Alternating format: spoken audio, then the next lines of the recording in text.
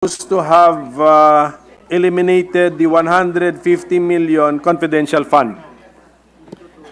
What they did, Your Honor, what the House did upon examination of the budget, the GAB that was submitted to us, is they put it under the government assistance and subsidies, educational service contracting. Ito po yung tinatawag na GASPE. Okay. Ngayon, but yung 395, so that we will understand the House bill sent to us, saan po yun na dinagdag po?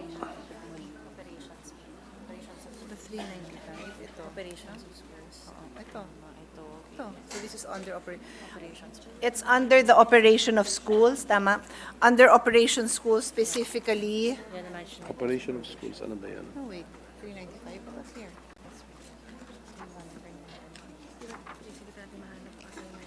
Hindi, pero ito ba, ano? Nothing to, hindi to. Ito lang. So wala to, ha? Wala to. Okay. Tsaka may honey. Okay, ito na lang daw. Wag lang yung red, yung mga green, yung mga dagdag, yung mga plus. What is this? What does that stand for? MO. General Manager. Regional Office, MOE Division Office. New construction. Yung 395 lang. Sabi, 395. Kasi nag-move around to. Bali, nasagot ko na yan. So, 13. Okay. Kasan yung ano?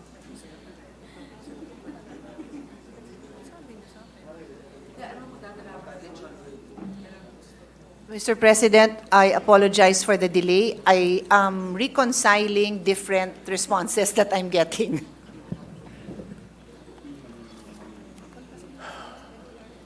Session suspended.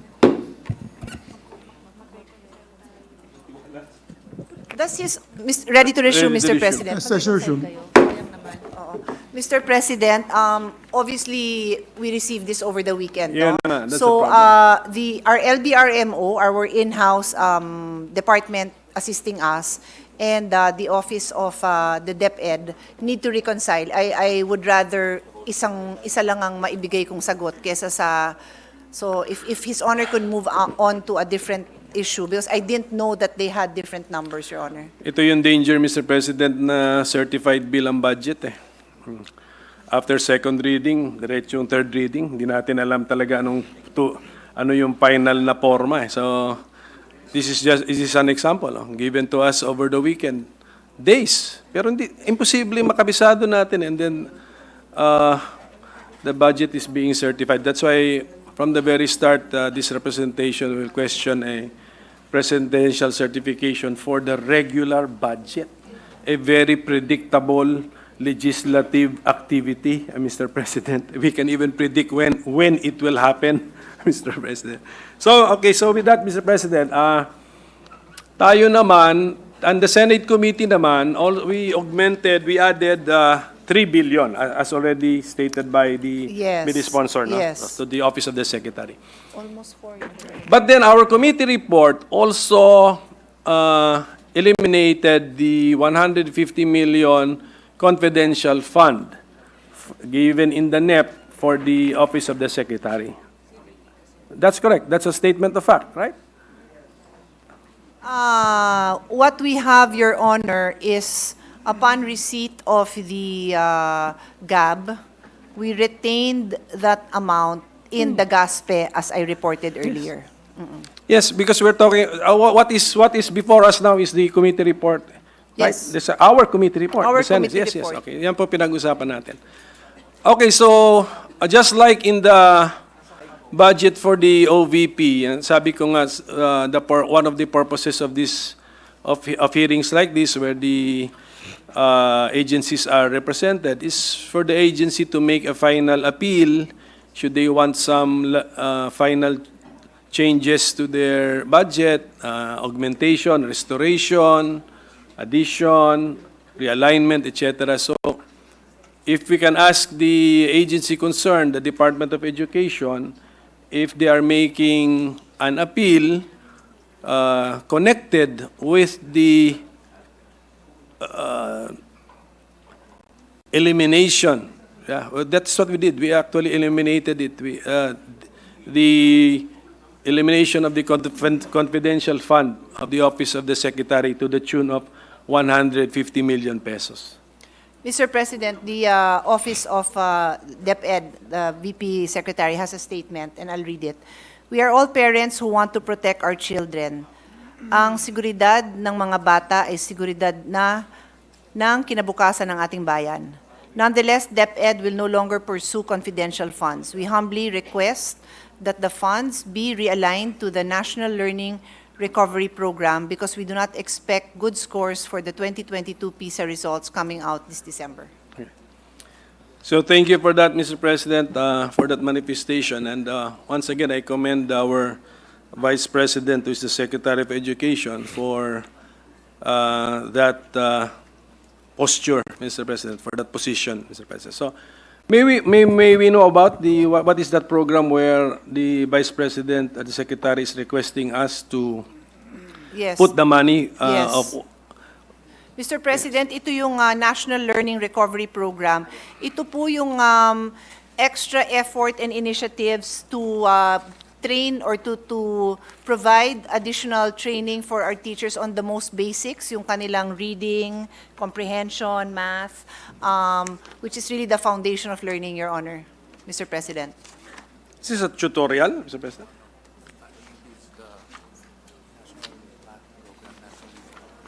Within the regular school hours.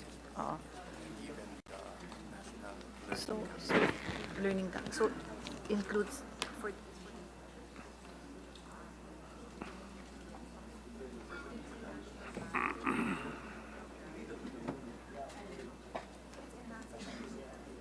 Anong pangalan? National Recovery? National Learning. So may program, may 5 basic programs siya.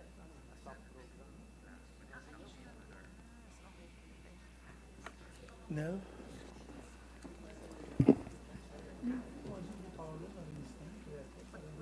Complicated ng...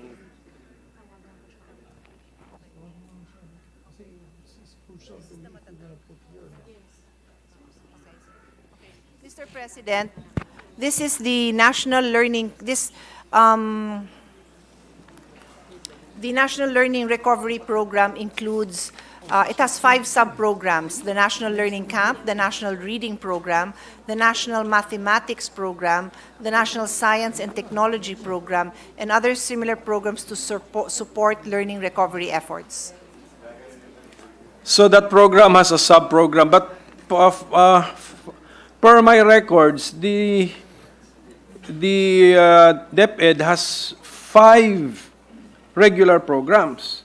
Tama po ba yan? Education Policy Development Program, Basic Education Inputs Program, Inclusive Education Program, Support to Schools and Learners Program, and Education Human Resource Development Program. So is that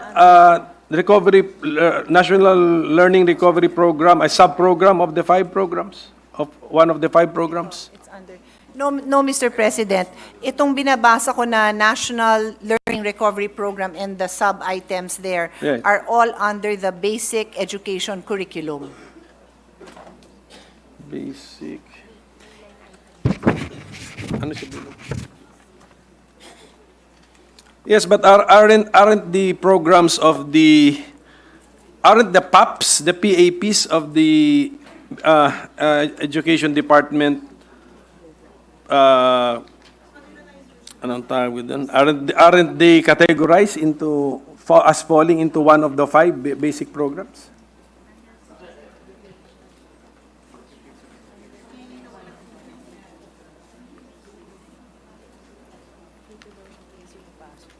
According to our planning, ma'am, that falls under the education.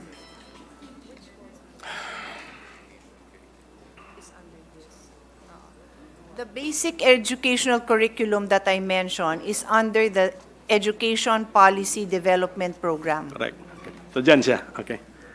So that program has a program which has sub-programs. Yes. Okay. So good luck to all of us to understanding. So ganun po yan. Okay. I mean, we also want to understand your Yes, of course. your budget. Actually, maganda nga pagka-present the 5 big programs. For example, this Basic Education Inputs Program. ito po yung may malaking capital outlays. Definitely, andito yung ating classroom building, classroom repair. Dito po siya. Tama po. Si Beth? Yes, Your Honor. Capital outlay is 34 billion. So, can we give us the Capital outlay. the basic division of the 34 billion? New classrooms, and then ano pa yung iba?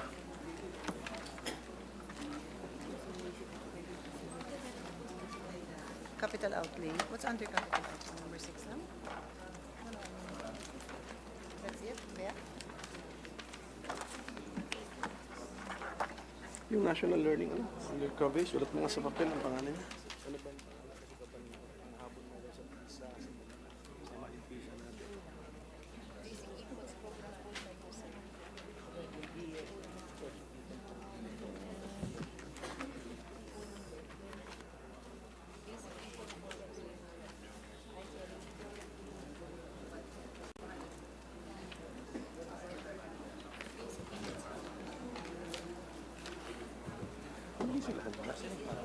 Masyado malaki yung na-budget.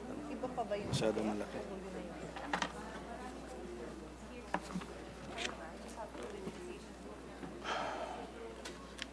What? It's Beth. What else? It's Beth, ma'am. It's also ECP. Grace. Hindi ako Computerization program. Is that don't I just have a list? I can. But the biggest is the Beth. Yes, ma'am. Biggest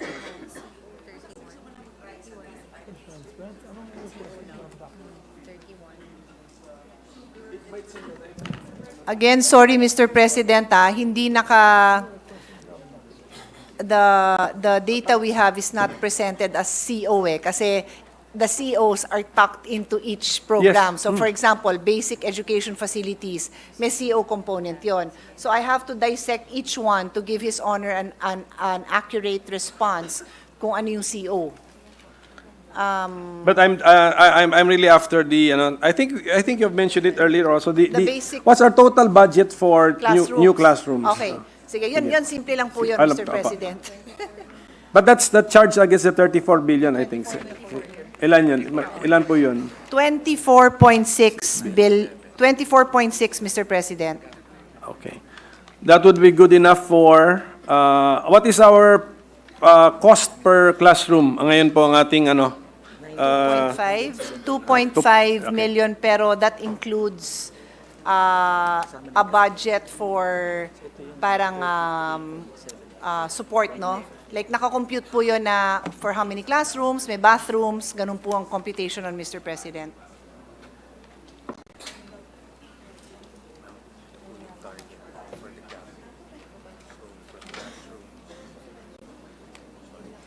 It's okay. Kasi, Mr. President, last year, Okay.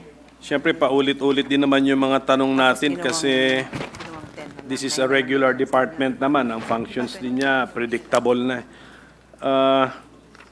Last year, when we asked about the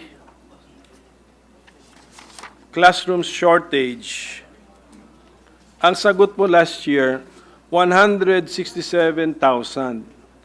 This year, from the earlier interpellation, ang classroom shortage po natin ay 159,000. Is the claim that is it the claim now of the department we have built 8,000 classrooms? Ganun ba yun? Build 8,000 or may kasama Kaya repairs? nagkakalculate tayo. Solid 8,000 was built? Basta 8,000 new are made available. Mr. President, yes, that is actually a combination of new classrooms, repairs. In other words, 8,000 plus new classrooms are made available. Yes, okay. So yun po, to support the point of Senator JV earlier, that's why it's important that we bring back to, anong tawag mo doon? Anong condition yun? To usable condition, those who are in disrepair. So, meron din siguro inventory naman ang department yan. Yes, Mr. President, they actually have a request for repairs, and this is the amount that we discussed with Senator JV earlier, na nabawasan po under the GAB, under the House version, yung budget nila for repairs. Yun na nga. So, in our committee report, dito lang po tayo sa ating committee, how much is the budget for repairs? Yung repairs, 6.5 billion, Your Honor. 6.5. So, no, 6.5. 6.5. Our committee report is 6.5. Our committee report, the Senate committee report. Yeah.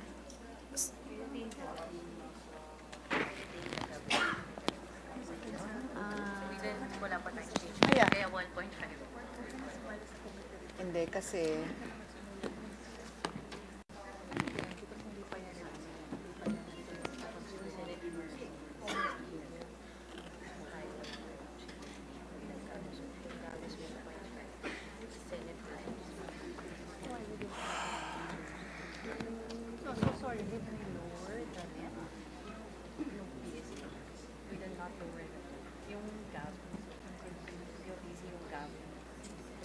Yung mga hiring ng teacher, ano ba matatanong ko doon? Hiring ng teacher.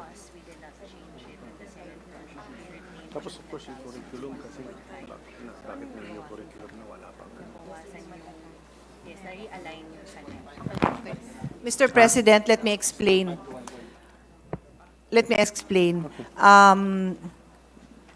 The discussion we had with Senator JV earlier is the difference between the NEP, which is from the DBM, and the GAB.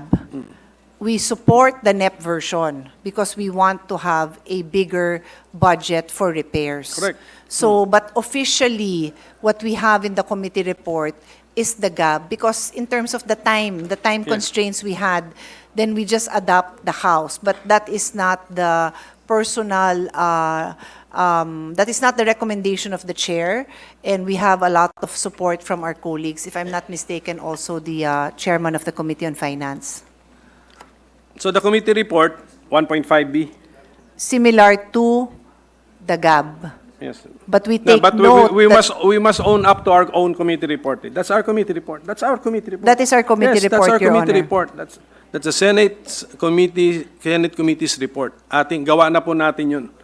Even if we borrowed it from somewhere else, gawa na natin yung pinirmahan. May pirma tayo ron sa committee report actually, Mr. President. So, 1.5 billion repair of classrooms.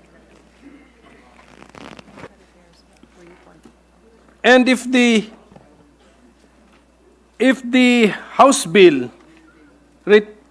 retained or even exceeded the level of the NEP, and yet there was a 5 billion reduction in the classroom repair level of the NEP, where did it go? Sa loob ng House bill or... Yes, Mr. President, as pointed out in the previous interpellation of our colleague Senator J.V. Ejercito, the House put 5 billion into the new construction. So, Okay, construction pa rin of facilities, Good.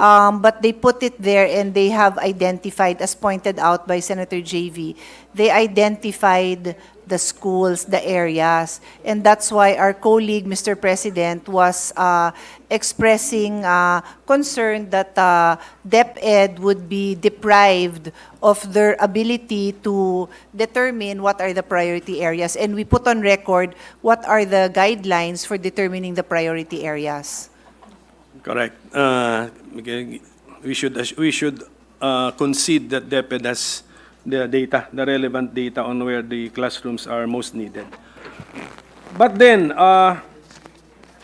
did our committee report retain the level of the House bill as far as new classrooms are concerned? Did we? Did For our the committee? new- Did our committee report retain the level of the House bill Of as far NEP. as new classrooms are concerned? Building of new classrooms. Yes, because Okay, so yes, okay. we adopted the version Yes. of the GAB, Mr. President. Pero for the record, yung sinubmit natin po is the NEP version. So I believe that there are constraints that occurred precisely because of the timing of the submission, Your Honor. To just put on Ade- record that like Senator JV, we support that the budget for the repairs would not be touched as determined, as provided in the NEP, and that the construction is still there, but not at the expense of the repairs that need to be done. Yes, the recommendation of our sponsor is, as far as construction is concerned, we retain the level of the House NEP, bill. Of the NEP, Of Your the Honor. NEP. If that's the NEP, then that would be 5 billion lower than the House bill. Yes, but that Level. 5 Yes, I billion know. Goes would to- be for Yes. the repairs, which we believe is a low-hanging Yes, fruit. okay. Madali hong magpa-construct, madali hong magpa-repair. Opo, wala pong dispute doon. I agree po ako doon. So, para po maintindihan natin, because tignan mo ako, I got the misimpression that we are 159,000 is the shortage of our classrooms. Meron na palang ibang classrooms, but in a state of disrepair. May we know, ano naman sa inventaryo po ng DepEd, how many of these usable classrooms, so supposed to be usable classrooms, so ready-to-use classrooms, which are just in a state of disrepair, that by spending the amounts under the repair of classrooms, we can now bring them back into circulation and use by calendar year 2024. Mr. President, there are 202,000 classrooms in various states of disrepair. 200. 2,000. Yes, disrepair, yeah. That need to be repaired, in other words. Yes. In effect, the statement is 202,000 existing classrooms are not being used as classrooms because Hindi they are not fit naman. to be used as classrooms. No, no. They are different. They're being partially used. Yeah. Some are partially used, but some would be not Yung totally unused is 20,750. out, Totally unused. out of the 202, or it's a separate number. Is that a separate number? Yes. Or that all is here? Part of the Okay, Mr. President, 202,000 as reported are in various states of disrepair. Of the 202,000, 20,700 cannot be used at all. So 10% more or less. Okay, sige. So ito. Okay, so sana is there a plan by the DepEd na compute na ba nila to bring this, sabi nyo, low-hanging fruits, we should fast-track their repair, o sige, to fast-track the repair of the 20,700 classrooms. Ano po sa study ng DepEd, magkano po ito? Mr. President, to give us an idea of the cost of of course, it's not a it's an average because they're different Yes, states. average, yeah. But the 6.5 billion that was in the NEP would have repaired 10,200 classrooms. So half The of itong 20,700 na not usable, half of that will become usable. If you use the entire 6.5, but the 6.5 billion is under what? The item, that's for new. No, no. That's for repair. Right now, in our committee report, ang naiwan na lang for repair is 1.5. 1.5, yes, So this committee will propose that the 5 billion put in the 10,000, new will be returned to the repairs, the line item on repairs and rehabilitation. So we'll repair as how many, requested. ma'am? How many, Madam Sponsor, how many? The 6.5 billion. Will be able to repair 10,200 classrooms. Okay. So if sana, if the Senate will get its way, after the BICAM, maging 6.5, pwede namin masingil ang DepEd na put into circulation talaga, back in circulation, 10,200 Yes. classrooms. Yes. Okay. Without hesitation, the answer of DepEd is yes. Opo. Okay. Next question. Will I just subtract that from the 159,000 shortage? No. No, Sige, because tama. okay. No, Because Your Honor. what? There will be what? That 159. Separate kasi po yung inventory of classrooms that need to be repaired sa dun sa new construction. Hindi po, ang sagot nyo sa akin kanina, halo na itong 159,000. Kaya nga medyo magulo eh. Ah, okay. Ayan ang sagot sa akin kanina eh. So yung 159 new. Okay. Mr. President, when His Honor asked the question, ako na nagkusang nagbato na halo-halo ba yan? No? So, sinagot ako ng halo-halo. So, ngayon, nililiwanag nila, hindi po, yung new repair lang talaga. Tapos, yung new repair, sorry. Yung new construction, new construction talaga. Yung repair lang talaga. Walang new repair. So yung 159,000 classrooms need to be built. Need to be built. Okay. Okay, but that of course, because given the student population, but if we now reintroduce 10,200 existing classrooms not being used to be used now, dapat maminusan din yung need natin for classrooms, tama? Actually, yung repairs kasi ginagamit pa rin. Tapos yung 20,000, napunta sila sa ibang mga... In other words, hindi itong 202 mo, let's say lang napondohan yan. Tapos na si 159, hindi pa rin, di ba? Hindi pa rin eh. Parang Hindi pa rin eh. importation. So, The 180,000 needs repair, but they're still using it. The 20,000... So 159 talagang kulang. Oo. Kumbaga ma-improve lang yung status, hindi na nagsisiksikan, gano'n. Oo. Mr. President,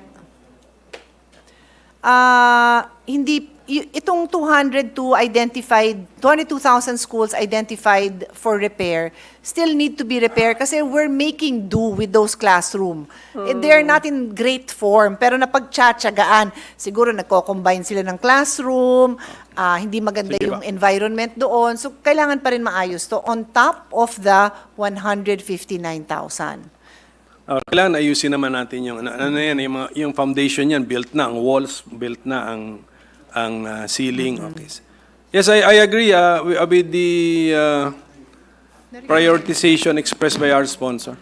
And according to Senator JV, low-hanging fruit itong the repair. So you'll have our support, Madam Sponsor, if that is your proposal for the final version of the Senate budget on DepEd. Okay. Ngayon, Mr. President,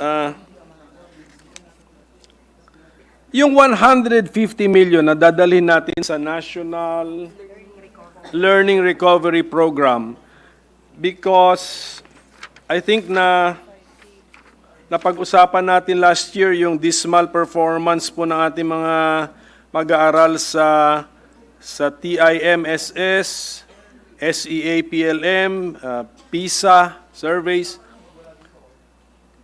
What would be the expected result, Mr. President, after if we place that 150 million from confidential fund to the National Learning Recovery Program?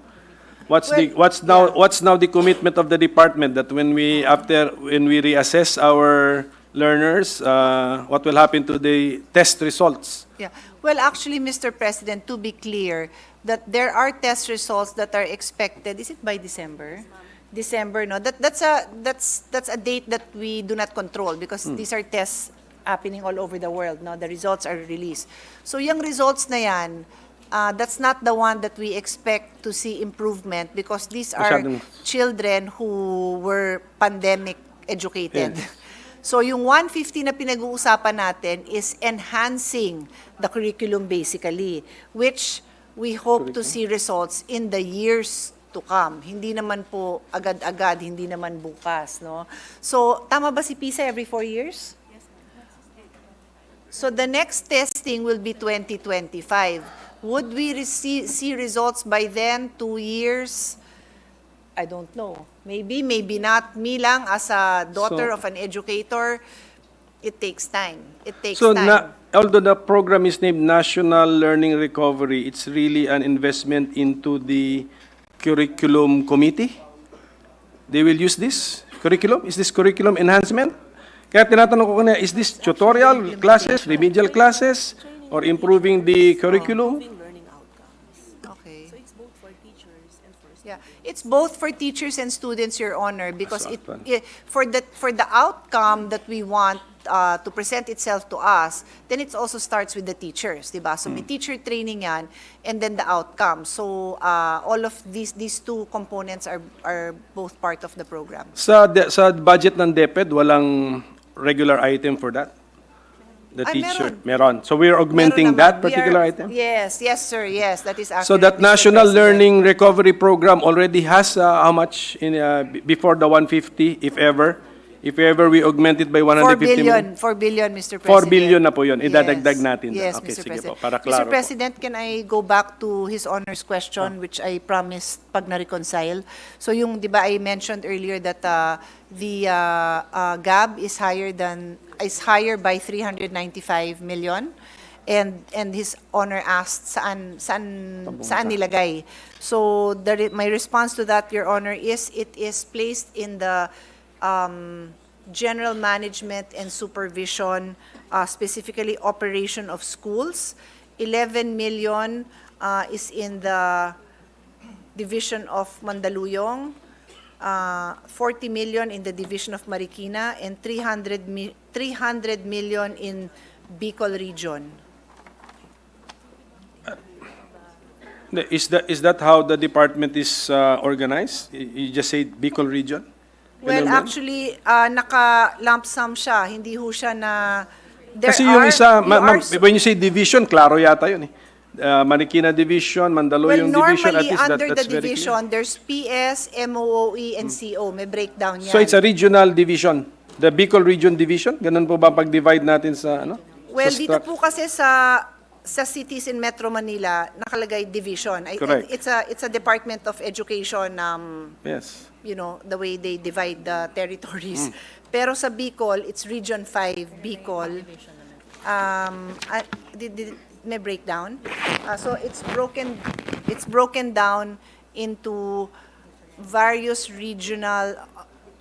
various divisions. Division of Albay, Division of Camarines Norte, Ayun, Division okay. It's But there. there is It's there. no, ano ba? Some have, It's there. o meron na ba? PS and MOE?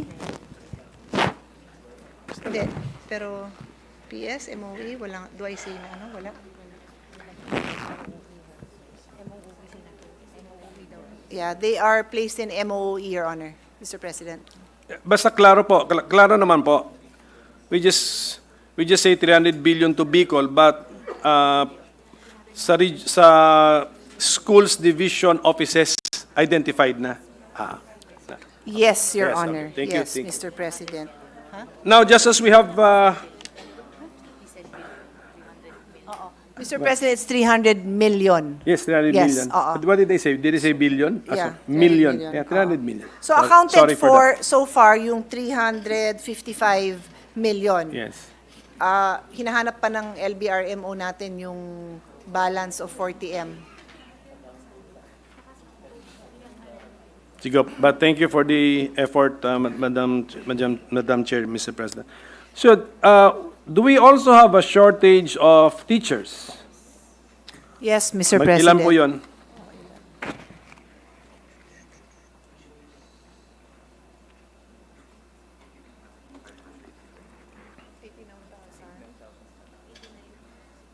Our shortage, Your Honor, is 89,506. Okay. Under what program would fall the funding for the hiring of teachers? It falls under inputs to basic education. And how much? Sandali, saan ba yun? Inputs to basic education inputs program. The total funding for that is 66.5 billion. And how much of that amount could be used for the hiring of teachers?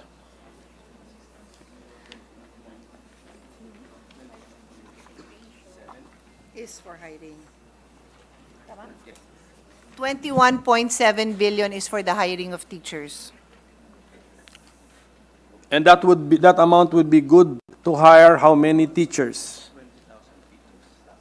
That will cover 20,000 teachers.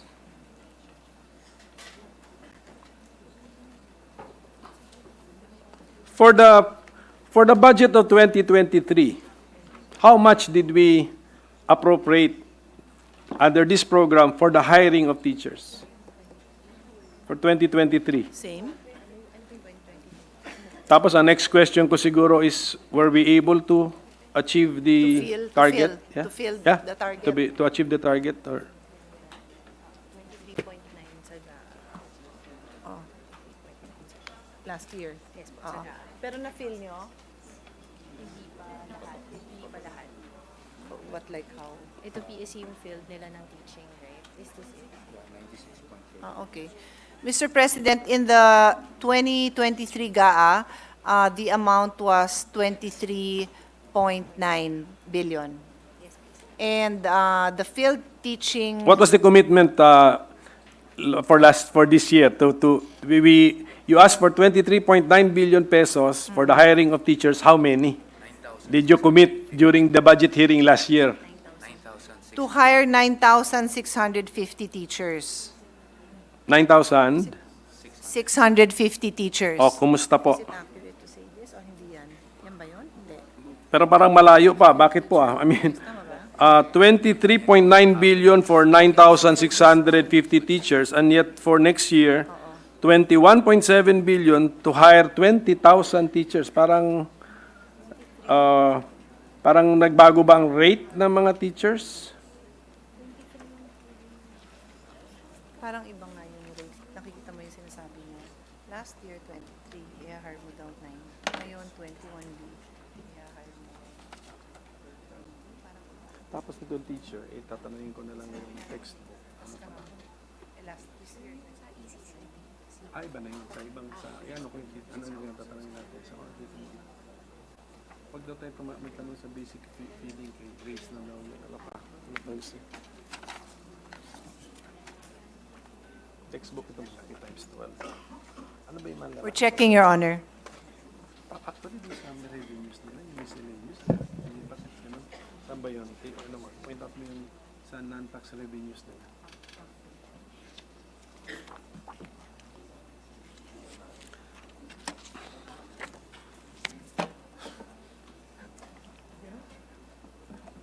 I mean, it's suspension. Session suspended. Tama, Pia, no? You're still... Yeah. Then I'll ask for the rate.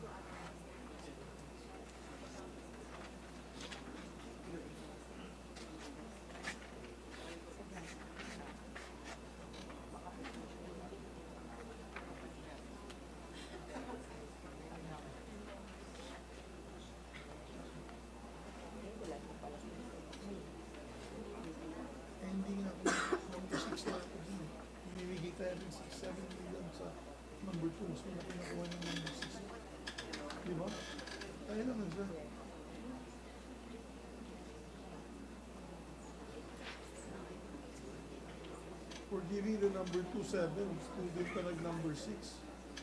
Pagana kung 10, it doesn't make any sense. Kailangan yung score ko da sa Victorias. Hira ko lang yung gis na yun.